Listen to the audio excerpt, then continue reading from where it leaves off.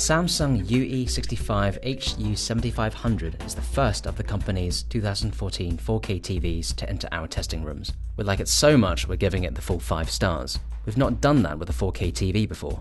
Some sets focus on 4K picture quality at the expense of Full HD and standard definition images. This Samsung, however, achieves a good balance of quality across different resolutions.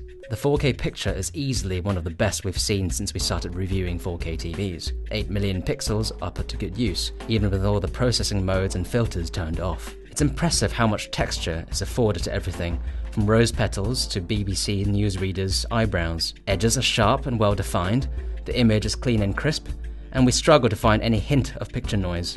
In the past, we've criticized Samsung for its punchy but slightly unreal colors. Now the colors are immaculately judged. It's a more mature approach and feels very natural indeed. We're especially pleased to see properly dark blacks, considering it's an LCD panel. They're not ink black like the best of plasma TVs, but they're black and not grey. Dark areas don't lose out on detail, so there's a good deal of texture in the shadows. Full HD is sometimes where 4K TVs trip up. After all, they have to make up about 75% of the information on screen, but this Samsung performs as admirably as it does in 4K. Blu-ray picture is as crisp and detailed as we could reasonably expect, and is on a par with some of the better Full HD TVs we've seen. Brighter hues are punchy, while skin tones always stay natural and convincing.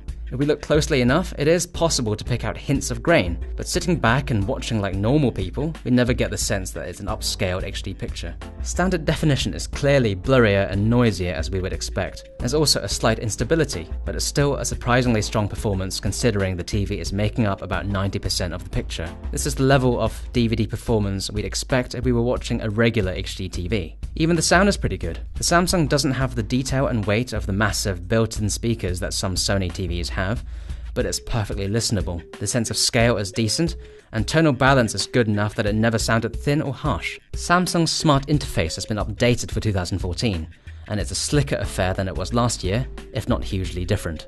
The smart home screen is like what it was before, with various content divided into 5 pages. There's a page of apps with generous offerings, including 4OD and Amazon Instant Video, while games are separated into their own page. There's a page for Samsung's own on-demand films and TV shows, and a multimedia page which gives you access to content stored on USB drives, as well as popular online content. Finally, the On TV page shows you what's currently available on a spread of channels. There are a number of little thumbnails on each program, and tiny status bars showing how much time remains. Press the Smart Hub button while you're watching TV, and a discrete row of buttons pops up on the screen as an overlay. It gives you access to the most recently used channels, or the option to quit. It's a nice little touch that ensures you're not immediately kicked out of your program, as many smart interfaces tend to do. The TV is easy to control, something that Samsung has worked very hard to achieve. You get 2 physical remotes, a traditional button stick and a fancy smart remote. The latter has a selection of the most used buttons and motion-sensitive on-screen pointer, which appears as a glowing dot on the screen.